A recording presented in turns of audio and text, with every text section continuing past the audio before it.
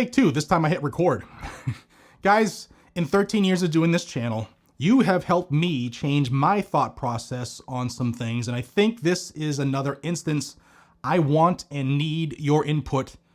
My needle's kind of tipping one way now, and it used to tip the other way hard. Help me here. Patriots, welcome back to the channel. This is Guns and Gadgets, your premier source for Second Amendment news that the mainstream media either ignores or twists to fit their anti-gun agenda. And today's story comes straight out of Florida, the so-called gunshine state, where a group of Second Amendment supporters recently conducted what's called an open carry audit. They walked near the campus of Florida State University in Tallahassee with firearms visible, testing whether law enforcement would respect their rights or violate them. And predictably, the media lost its mind. But here's the question we're going to tackle today. Are these audits helping the cause of freedom or giving the anti-gun crowd ammunition to attack us? Let's dig in. First, thank you to Aura for sponsoring this video. If you've ever wondered how scammers get your phone number or why your inbox is flooded with spam, this is why. Your personal information is out there, and chances are it's already been stolen and sold off by data brokers. They do it without your consent, and they make billions selling it to marketers, scammers, and even stalkers. Every 14 seconds, someone becomes a victim of identity theft. And that's why Aura is here to protect you and your family from digital threats before they become real-life disasters. Aura monitors your personal information across the dark web, alerts you in real time if something's wrong, and even helps you recover stolen accounts or money with a US-based team available 24/7. But Aura doesn't stop there. It also blocks scam calls, safeguards your devices from malware, and even helps protect your kids online. Plus, Aura includes $5 million in identity theft insurance protection. That's why I choose Aura. It really is an all-in-one, powerful, easy-to-use app. Protect what matters most to you. Start your free 14-day trial at aura.com/gunsandgadgets. Link will be in the description and in the pinned comment, and see if any of your data has been exposed. I'm not leaving myself vulnerable, and you shouldn't either. All right, some background on the law here in Florida before we get going. A ban on open carry of firearms in Florida was recently ruled unconstitutional on September 10th in the First District Court of Appeals decision. I covered that here on this channel. And with that court ruling, open carry without a permit is now legal in most public spaces and has been since September 25th of 2025. And in specific sensitive locations, firearms are still not permitted. You know, the typical government things like police stations, courthouses, polling places, etc., including colleges, schools, and universities, as well as bars. So that's why this one is interesting. Now, private property, those owners and businesses, they still reserve the right to refuse entry with a weapon. However, I have seen that Publix made it clear they will not refuse service to anyone openly carrying at any of their locations, so good on Publix.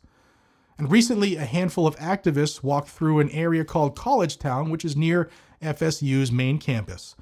And they were armed, legally and lawfully, and filming themselves to document how law enforcement, businesses, and bystanders would respond. If you're not familiar with this tactic, it's a type of civil rights activism where citizens audit how police respond to legal open carry. It's been done for years across states like Texas and Arizona, and Florida is now seeing it as well. And First Amendment audits have been going on across the country for years. The idea is simple. Exercise a right openly, film the encounter, and see whether your rights are respected. Now, these folks were reportedly doing just that, conducting a lawful activity to demonstrate how citizens are often harassed even within their rights. But the reaction from local press and campus administrators was predictably hysterical. Headlines screamed about men with guns near the university. Students were interviewed about feeling unsafe. And social media was filled with people saying, this is terrifying, and they shouldn't be allowed to do this. Allowed. You can probably guess what didn't make it into these articles. The fact that these individuals were following the law to the letter and exercising a constitutionally recognized and guaranteed right, a right that's been around since before the Constitution. We don't get the rights from government or the Constitution. We would have the Second Amendment even if the Constitution never existed. It was pre-existing. Now, let's call this what it is.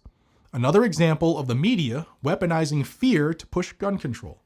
These same journalists who get tongue-tied defending so-called mostly peaceful protests, even when cities were burning down to the ground, suddenly lose their minds when actual peaceful citizens exercise a constitutional right. You don't have a constitutional right to burn the city down, but you sure as hell do have a constitutional right to defend yourself and to keep and bear arms.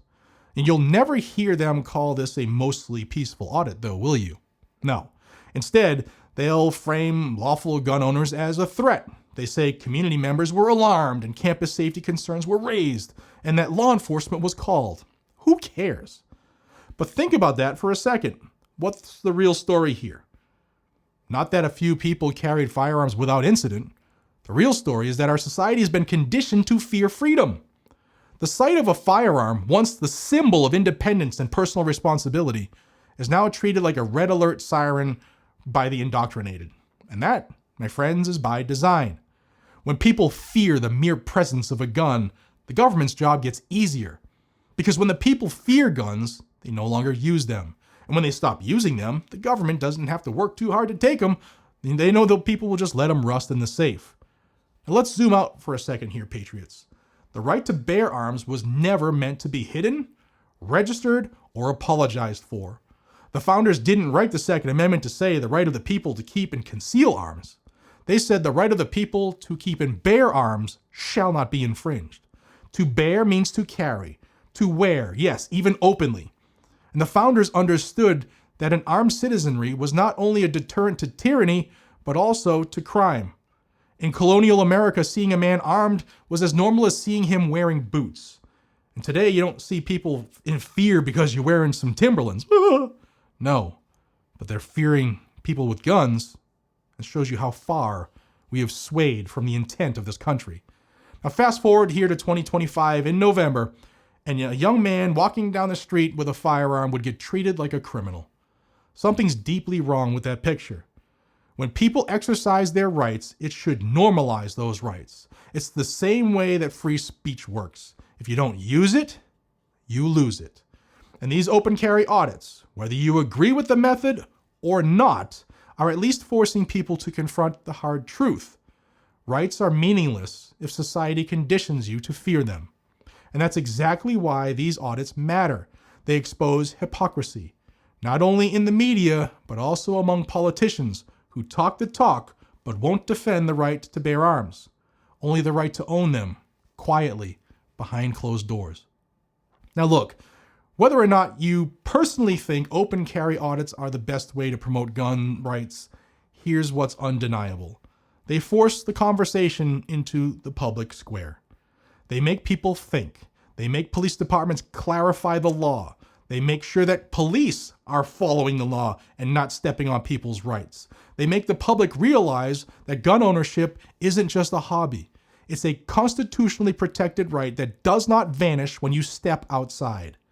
The anti-gun lobby thrives in the shadows. They love when gun owners stay silent, compliant, and invisible. But the moment a citizen stands up and says, "I'm here, I'm armed, and I'm peaceful," the narrative falls apart.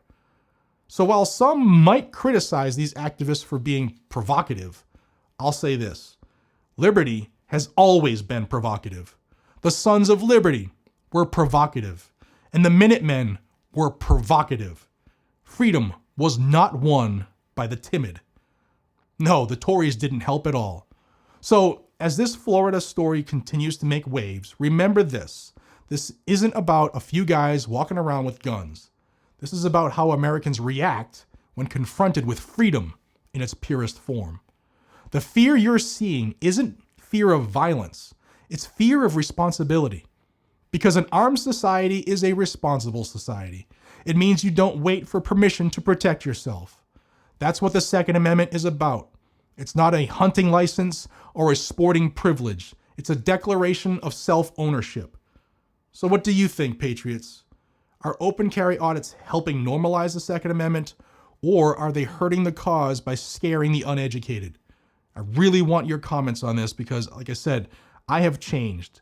I was not a fan of these audits, First or Second Amendment ones, because I thought they were looking to entice someone to make an error. Yes, because those errors should never be made. And now I see them for what they are.